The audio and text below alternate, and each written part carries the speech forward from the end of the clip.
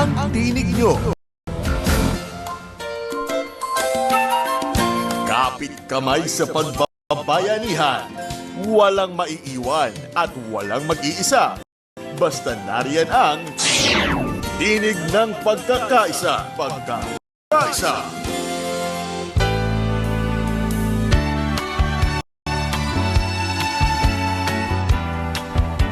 Balik na po tayo sa ating kwentuhan dito sa Ang Tinig Nyo. Ngayon naman, meron tayong isa pang makakausap. Tama ba? Nasa Australia talaga siya? Alamin natin po yan kay Ginoong Jason Katiwa ng Find Kaliwa Project Australia.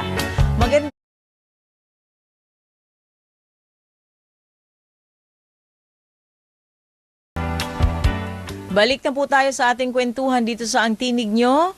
Ngayon naman, meron tayong isa pang makakausap. Tama ba? Nasa Australia talaga siya? Alamin natin po yan kay Ginoong Jason Katiwa ng Find Kaliwa Project Australia. Magandang hapon po, Sir Jason. Anong oras ba dyan sa kinalalagyan mo ngayon?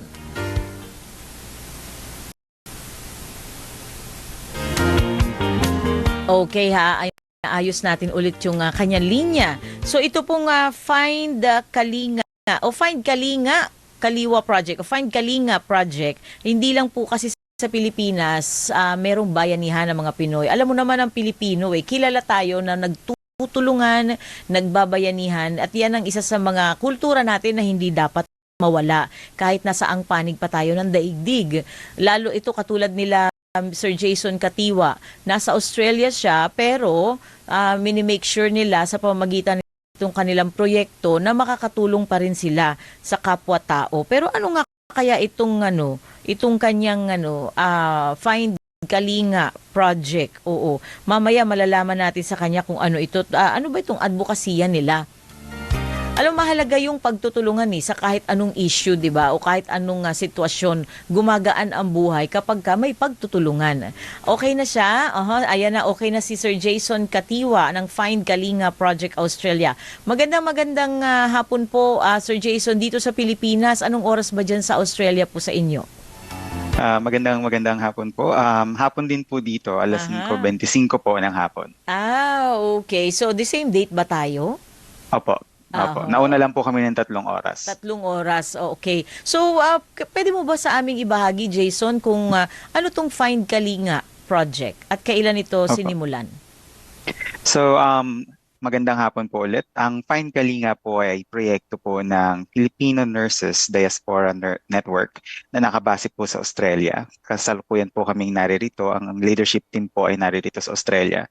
Ngunit marami po kaming representative mula po sa iba't ibang bansa. Isa po siyang proyekto na nagpo-promote po ng well-being at nagde-develop ng resiliency o yung pagiging matatag ng mga Filipino dito po sa Australia, lalo na po nung kasagsagan ng pandemya at yung pagkatapos po ng pandemic po. Ito po ay suportado ng isa pang organisasyon na tinatawag naming Federation of Ethnic Communities Councils in Australia na nangangalaga sa at tumutugon sa mga pangangailangan ng iba't ibang komunidad, hindi lang ng mga Pilipino. So, ito pala ay para sa well-being ng mga Pilipino, particular na yung nandyan sa Australia. Sabi mo kanina, para ma-develop pa natin yung resiliency.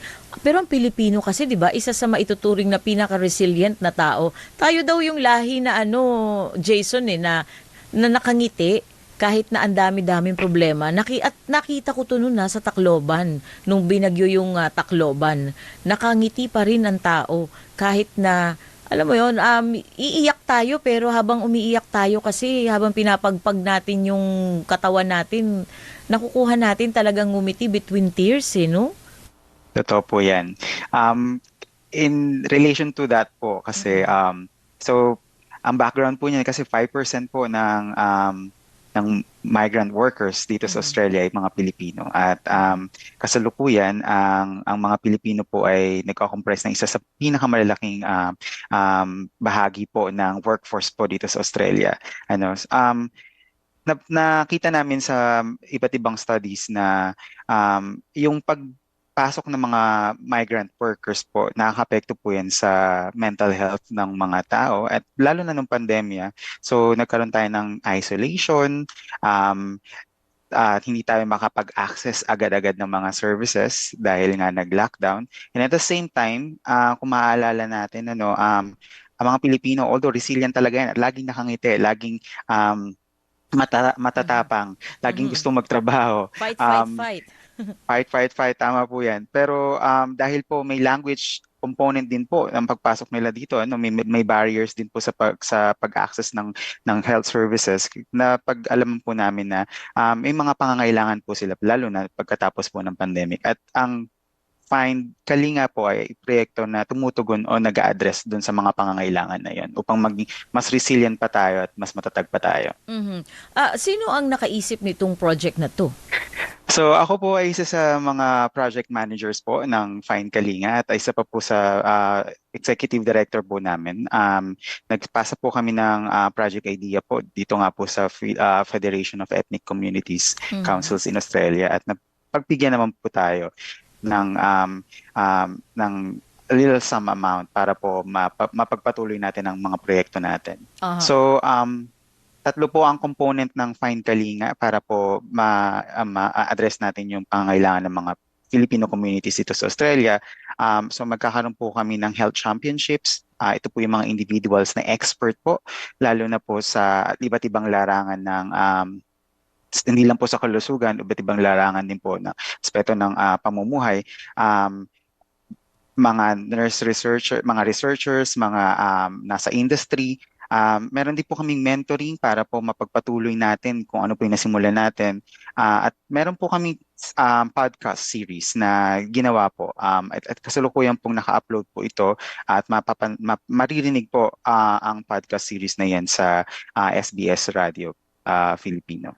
Aha. So ito, hindi ito yung personal silang pupunta nasa mga podcast para online, kumbaga, para makatulong kayo sa kanila kung sino man yung nangangailangan. Mhm. Meron pong component ng virtual, lalo na yung podcast po, para po sa exchange po ng ideas at pag-disseminate din po, pagpapalaganap ng accurate information kung saan makakuha ng resources ang mga Pilipino dito sa Australia. And at the same time, yung championship po, sila po yung mga champions po, sila po yung pinaka-resource person natin para po dun sa mga iba't ibang grupo po dito sa Australia. So, marami pong Pilipino dito at hiwa-hiwalay po tayo. Hiwa-hiwalay po Aha. kami dito sa Australia at malaki po ang Australia. So, isa po ito sa mga platform. Nagpapasalamat po ang Find Network na pagbigyan po kami dito para po mapalawig pa po ang scope at marinig po tayo ng iba't ibang Pilipino na sa iba't ibang dako po ng Australia. May nasabi ka kanina, Jason, no, na isa sa gusto ninyo ma-develop is resiliency para hindi sila, kumbaga, kayanin nila yung buhay dyan sa Yes Australia. po. Ako'y na-curious bigla. Mahirap ba talaga yung from here, pupunta ka sa ibang bansa katulad ng Australia specifically, no? At magsisimula ka ulit ng buhay? Gaano ba ito kahirap at kailangan ng isang Find Kalinga para matulungan yung ating mga kababayan? Napaka-relevant po at napakagandang tanong po niyan. Ako po ay kasalukuyan na 10 taon na po dito sa Australia.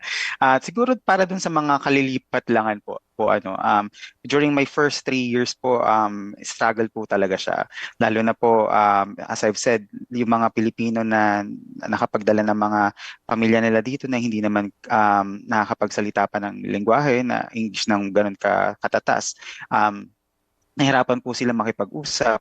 Siyempre po, may component din po ng hiya. Mahiyain din tayo minsan at Yes, oo. imbis na magsalita po tayo, kung ano po yung pag tinanong tayo, minsan nahihiya, umuoo lang, Mm-mm. pero may nararamdaman na pala. So, although part po yun ng pagiging resilient natin hindi tayo basta-basta nagrereklamo. Pero po, nakaka-apekto po yun overall sa mental health at saka po sa physical well-being natin. So, iba-iba po ang reaction ng tao sa pagmamigrate. At lalo na kung wala kang pamilya, mas mahirap mag-adjust. Yes. Maswerte po yung mga may dala pong pamilya na nakatungtong po dito po sa Australia simula. Oo, totoo yun. May kaibigan ako noon, Jason, pumunta dyan na Australia. 1 month siyang nagtago sa bahay bago siya lumabas ulit. Kasi nung unang mga araw daw niya, na culture shock siya, tapos hindi niya maintindihan yung lengguwahe. Medyo matigas kasi yung English nila dyan eh. So kahit, Totoo po yun. oo, kahit magaling yung Pilipino mag-English, pag nakaharap na o nakarinig na ng English dyan sa Australia, parang medyo natutulala. Tama ano? Totoo po yun. Ikaw ba Tsaka po naranasan mo yung yun? education po, sorry po. Naranasan mo ba yon yung ganung hirap sa language? Well, ang kaibahan po kasi ng Australian sa ibang, I would say, sa English na kasanayan natin dyan sa Pilipinas, ng American Yes. English, Aha. madalas po silang mag-shorten ng mga words. So, yung maliit na salita na nga lang yun, papaikliin pa nila. So, katulad ng service, fuel service o yung gasoline station natin, sasabihin lang nila servo. So parang maguguluhan yung mga Pilipino na Aha. o yung mga hindi nakakapagsalita masyado ng Ingles na ano ibig sabihin noon. Kasi syempre may barrier na doon. So Yes. at kung hindi natin maintindihan lalo na kung importante at accurate na information na pinapahayag ng gobyerno ng Australia at hindi natin maintindihan dahil nga sa mga ganong barriers, maaaring maakapekto yun sa pag-access ng healthcare. Kaya po Oo. na-develop po ang Find Kalinga po para patatagin pa yung resiliency natin Oo, dito. yun yung parang maliit na bagay kung tutuusin, pero it could affect lahat ng susunod na araw mo pagdating mo dyan sa bansa na yan. Pero itong Totoo po. Find Kalinga, Jason, paano sila dito lalapit pag gustong-gusto nilang humingi ng tulong? Baka talagang wala na silang, sabi mo nga marami dyan, walang pamilya, di ba? Mag-isang Totoo. pupunta.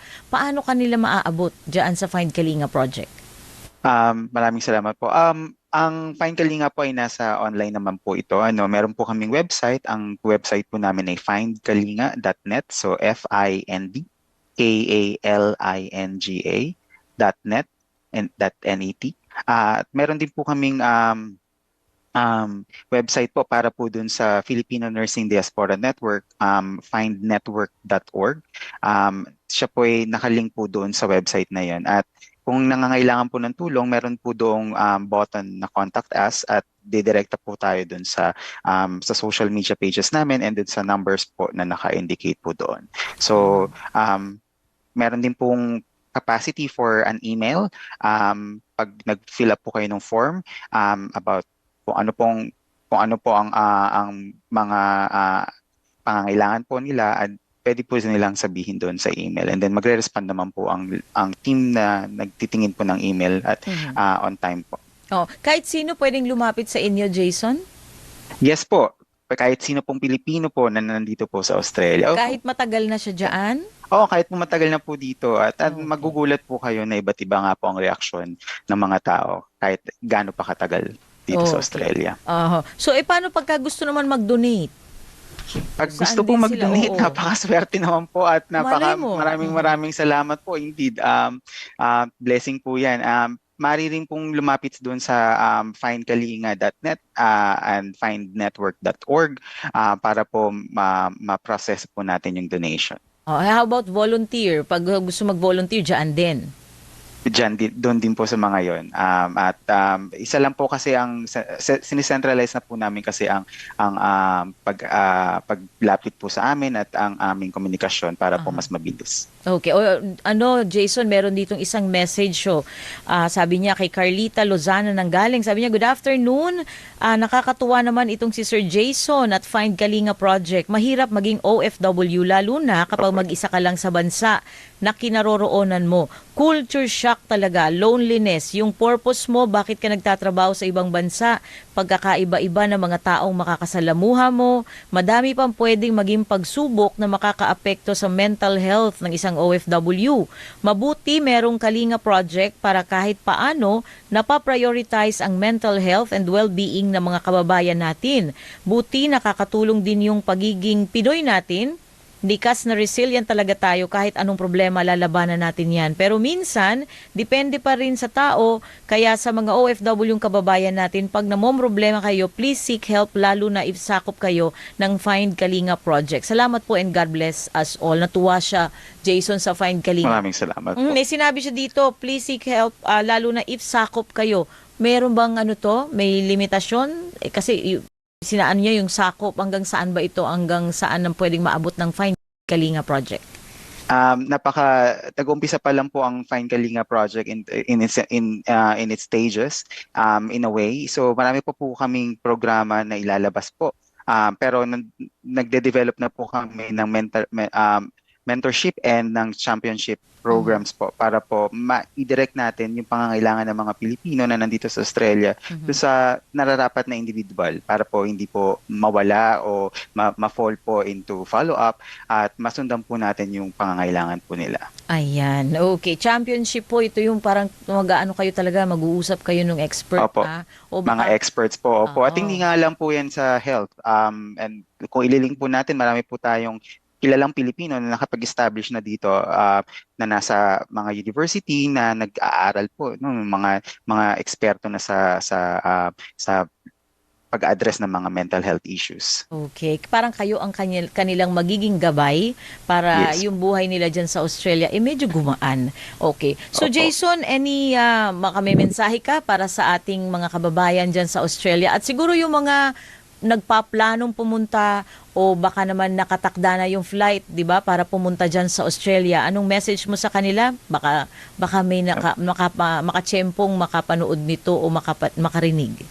Opo. So, ang mensahe ko lang po ay hindi po kayo nag-iisa.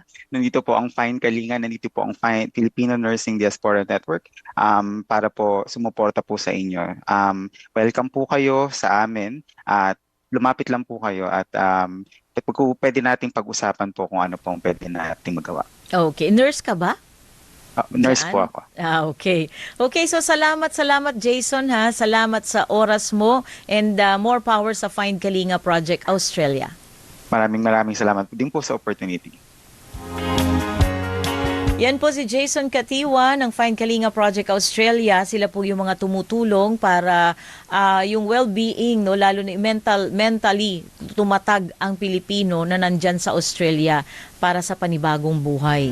Hindi kaya talaga madaling mag-ibang bansa, lalo na kung ikaw lang muna, tas maiiwan muna yung pamilya mo dito sa Pilipinas. Sabihin natin isang araw susunod sila, pero yung mga panahon na nag-iisa ka doon, sabi ni Jason, hindi ka nag-iisa. Find Kalinga. Gap muna tayo ulit pero hindi pa tayo tapos at pagbalik po natin, meron tayong good news. O puro good news kanina, Find Kalinga, good news, di ba? Yung flashes kanina, good news din yon kasi tumutulong sila. Abangan nyo po yan, huwag kayong alis dahil meron pa tayong last stretch dito sa Ang Tinig Nyo.